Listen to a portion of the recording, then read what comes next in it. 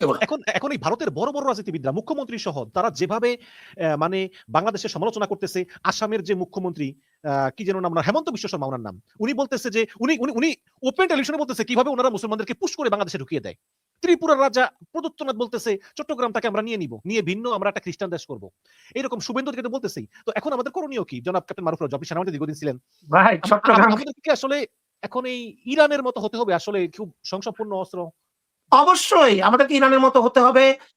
আমি অনেকবার বলেছি, এবং এটাকে যে কোনো দেশের অধিকার আছে তাদের প্রতিরক্ষা ব্যবস্থা করার জন্য। বাংলাদেশের 18 থেকে 22 বছর বয়সের ভিতরে 2 বছরের বাধ্যতামূলক সামরিক ট্রেনিং করানো উচিত।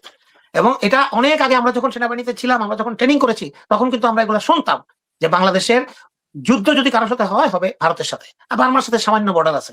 আমরা উলফল্যান্ড এবং গ্রিনল্যান্ড বলে আমরা কিন্তু ট্রেনিং করতাম। ভারত ছিল উলফল্যান্ড, আমরা হলাম গ্রিনল্যান্ড। এখন হাসিনার আমলে উলফল্যান্ড উঠিয়ে দেওয়া হয়েছে, উলফল্যান্ডে নাই, কারণ ভারত এখন আমাদের বন্ধু, আমাদের একই দেশ। কেউ বলে স্বামী স্ত্রীর সম্পর্ক, কেউ বলে ভাই বোন সম্পর্ক। তো এগুলো তো আসলে অবাস্তব, কোনোদিন হবে না। বাংলাদেশের মানুষ এটা কোনোদিন মেনে নেবে না। এবং আমাদেরকে ওই যে আপনি বললেন, সব দিকে দেখতে হবে। আমাদের পাকিস্তানের সাথে সম্পর্ক বাড়াতে হবে। আমাদের আপাতত তো পারমাণবিক বোমা দরকার নেই, আমাদের আছে তো পারমাণবিক বোমা। পাকিস্তানের বোমাটাই আমাদের বোমা, চায়নার বোমাটাই আমাদের বোমা। এইভাবেই কিন্তু বিশ্ব চলে। দেখেন না, সৌদি আরব সহ এই মধ্যপ্রাচ্যের দেশগুলো কোনো আর্মি টার্মি কিছু নাই, আমেরিকান আর্মি ওখানে মধ্যে বেস করে তাদেরকে প্রতিরক্ষা দেয়। তো এটাও খারাপ না তো, এটা তো টাকা দিয়ে তারা দেয়, তাদের কাছে টাকা আছে। আমাদের কাছে টাকা নাই, আমরা বন্ধুত্ব রাখবো আমাদের বিপদে আপদে। আমি তো পাকিস্তানে গিয়েছি, ভারতে গিয়েছি, আপনি গেছেন কিনা জানি না। আমি 2টা দেশেই ভ্রমণ করেছি এক্সটেন্সিভলি, আল্লাহ আমাকে সুযোগ দিয়েছে।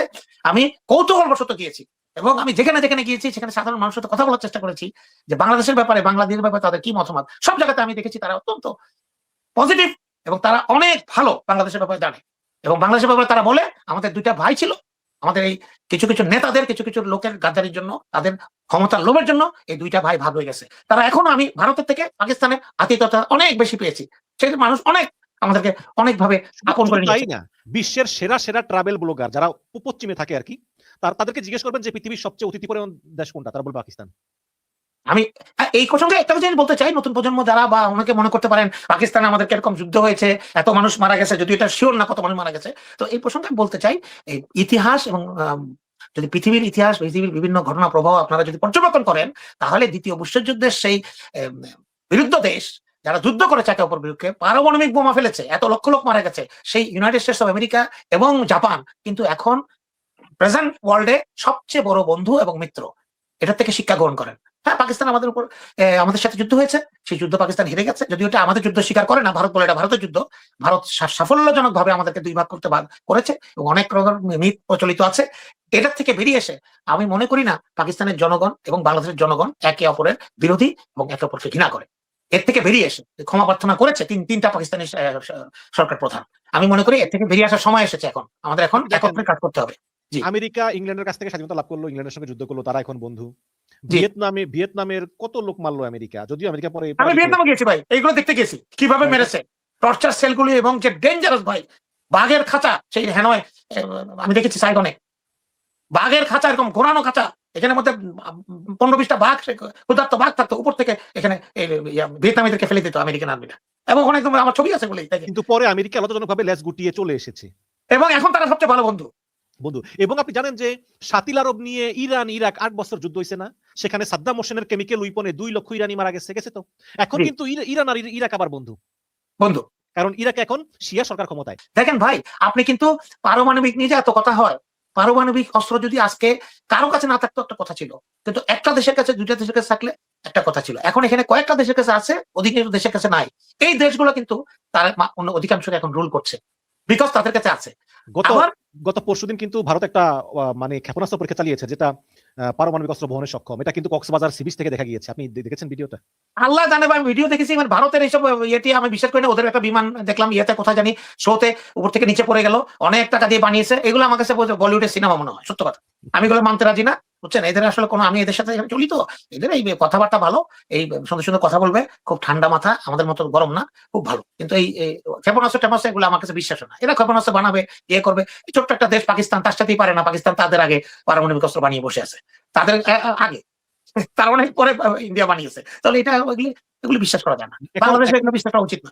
এখন জনাব ক্যাপ্টেন মারুফ রাজু, আপনি যদি গণতান্ত্রিক দেশ হন, তাহলে বা দেশের প্রধানমন্ত্রী হন, আপনার কিন্তু জনগণের পাবলিক পারসেপশনটা মানতে হয়। এটা আপনি আপনার মন মতো হোক বা না হোক, যে কারণেই হোক, বাংলাদেশের ভিতরে কিন্তু একটা এন্টি ইন্ডিয়া সেন্টিমেন্ট আছে, আছে নাকি? আছে, সিরিয়াসলি আছে, সিরিয়াসলি আছে। সিরিয়াসলি। আবার আমরা এই নির্বাচনে যদিও অভিযোগ আছে পশ্চিমবঙ্গের নির্বাচনে যে 90 লাখ ভোটারকে বাদ দিছে ইন্ডিয়া, এবং সবাই কিন্তু মুসলিম ভোটার, এবং এই 90 লাখ ভোটার থাকলে হয়তো এবারও মমতা জিততে পারতো।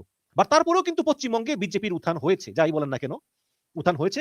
এবং পশ্চিমবঙ্গে একটা কট্টর হিন্দুত্ববাদী সরকার এসেছে, যে শুভেন্দু বলেছিল শেখ হাসিনাকে সসম্মানে এয়ারপোর্টে নিয়ে আসবে, যে শুভেন্দু বলেছিল ভারতকে ইসরায়েল যেমন গাজায় হামলা চালায় বাংলাদেশে ঢুকে এভাবে হামলা চালাতে, এবং অনবরত এই শুভেন্দু মুসলমানদেরকে নিয়ে, বাঙালিদেরকে নিয়ে অনবরত খুবই তুচ্ছ তাচ্ছিল্য করে কথা বলে। আমি আমার লাইফে এইরকম নিকৃষ্ট রাজনীতিবিদ কমই দেখেছি। আনফরচুনেটলি সেই এখন পশ্চিমবঙ্গের মুখ্যমন্ত্রী। এখন পশ্চিমবঙ্গের লোক চায়, তারা হচ্ছে উগ্র হিন্দুত্ববাদী, তারা চায় যে বাংলাদেশকে আমরা তারা শিক্ষা দিক, বা বাংলাদেশের লোকজন চায় ভারতের সঙ্গে যাতে আমরা ওরকম না মিশি। তো এরকম পাবলিক পারসেপশন মেনটেন করে আসলে ভারতের সঙ্গে আসলে কি বাংলাদেশের সুসম্পর্ক স্থাপন করা সম্ভব নিকট ভবিষ্যতে? সুসম্পর্ক স্থাপন করা সম্ভব যদি তবে সমতার ভিত্তিতে হয়, সীমিত পর্যায়ে, বাট ক্ষমতার ভিত্তিতে। আপনি যদি সম্মানের সাথে, আপনি যদি আমাকে সম্মান করেন, আপনি আমার চেয়ে শক্তিশালী, বাট আপনি আমাকে মিনিমাম সম্মান করেন, আমার সাথে আপনার মেনটেন করা সম্ভব। আপনি যদি আমাকে সম্মান না করেন, সবসময় আমাকে ইনসাল্ট করেন, এবং সবসময় আপনি আমাকে একটা বেইজ্জতি করার জন্য আপনি সুযোগ খোঁজেন, তখন কিন্তু আমি চেষ্টা করবো আপনার থেকে অ্যাভয়েড করে আমি অন্যদিকে থাকার জন্য। এটাই বাংলাদেশের অবস্থা। কারণ বাংলাদেশের কোনো কিছুই কিন্তু বাংলাদেশ করে না। ভারত বাংলাদেশের গত 54 বছর ধরে বিভিন্ন ধরনের বাংলাদেশের জন্য সমস্যার সৃষ্টি করেছে। পানি তার মধ্যে মেইন। পানির শুষ্ক মৌসুমে পানি আটকে রেখে এবং বর্ষা মৌসুমে পানি ছেড়ে দিয়ে আমাদেরকে তারা দুই ভাবে টর্চার করেছে গত 50 বছর 55 বছর ধরে। ফারাক্কা বাদ তখন আপনার হয়েছে, আমরা জানেন, এগুলি বলে কোনো শেষ নাই। গত 17 বছরে তারা ডিরেক্টলি বাংলাদেশের নির্বাচনী ব্যবস্থায় তারা হস্তক্ষেপ করেছে। এবং গত সপ্তাহে বিক্রম মিস্ত্রি, ভারতের পররাষ্ট্র সচিব, উনি সাংবাদিক সম্মেলনে বলেছেন ভারত কখনোই বাংলাদেশের কোন নির্বাচনে ইলেকশন ইঞ্জিনিয়ারিং টাইপের কিছুতে ইনভলভ ছিল না। যাহা মিথ্যা কথা। উনি হয় একজন মিথ্যাবাদী, অথবা ওনার স্মৃতিভ্রম, ওনার মেমোরি লস হয়ে গেছে। 2014 সালে মনে আছে তৎকালীন ওনারই উত্তরসূরি, পূর্বসূরি সুজাতা মেহতা, পররাষ্ট্র সচিব, উনি বাংলাদেশে এসে কি কীর্তিটা করেছিলেন? সুজাতা সিং কি কীর্তিটা করলেন? উনি এরশাদের সাথে দেখা করে এরশাদকে চাপ দিলেন, এর সাথে রাজি হলো না, এরশাদকে তখন সিএমএইচে ভর্তি করা হলো, তাকে চড়থাপ্পড় দিল ডিজিএফআই ডিজি জেনারেল আকবর। সবকিছু আমরা জানি। তো তারপরে উনি যেতে চাননি, উনি ত্যাগপত্র সাইন করেছিলেন, জাতীয় পার্টির এই কাহিনী তো আমরা জানি। তো তখন কি করেনি? তারও আগে 2007-8 সালের সেই মঈনুদ্দিন ফখরুদ্দিনের সময় কি হয়েছিল ঘটনা, আমরা কি এটা ভারতের তো প্রাক্তন রাষ্ট্রপতি প্রয়াত প্রণব মুখার্জির কোয়ালিশন ইয়ার্স বইটাতে পড়িনি? বইটা আমার কাছে আছে। এখানে তো উনি ডিটেইল লিখেছে মঈনুদ্দিন কিভাবে এসেছে, বাংলাদেশের সাথে কিভাবে ভারতের ডিল হয়েছে, জামাতকে ঠেকাতে হবে, মৌলবাদী ঠেকাতে হবে, কারা ক্ষমতায় আসবে, আওয়ামী লীগকে ক্ষমতায় আনা যায় কিনা, এগুলো তো উনি লিখেছেন। তো এগুলা কি হস্তক্ষেপ না? বিক্রম মিস্ত্রি সাহেব কি এগুলো বইগুলো পড়েননি, জানেন না? আমাদেরকে বেকুব বানা নতুন প্রজন্মকে 5 মিনিটের জন্য 10 মিনিটের জন্য বোকা বানানো যাবে, কিন্তু বেশিক্ষণ থাকা যাবে না। আমরা তো এগুলো প্রচার করে দেবো। এখন সব কি ভারতের দোষ দিলে হবে? আমাদেরও তো দোষ আছে। আমাদের আওয়ামী লীগ তো আমাদের দেশীয় তো। মিশন ভাই, প্রত্যেকটা মানুষ তার নিজের স্বার্থে চলে এবং চলা উচিত। আমি মনে করি যে আমার স্বার্থটা আমাকে বুঝতে হবে, কোনটাতে আমার ভালো, কোনটাতে আমার খারাপ। কিন্তু আওয়ামী লীগ এমন স্বার্থ দেখেছে নিজে যে দেশটাকে বিক্রি করে হলো ক্ষমতা থাকতে হবে, এটাই তো সমস্যা। ওটাই তো স্বার্থ।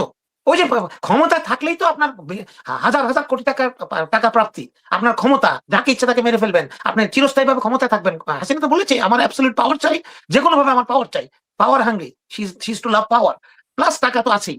তো উনি তো ক্ষমতায় ছিলেন। ভারত এবং আওয়ামী লীগের উইন উইন সিচুয়েশন ছিল তাদের দুজনেরই।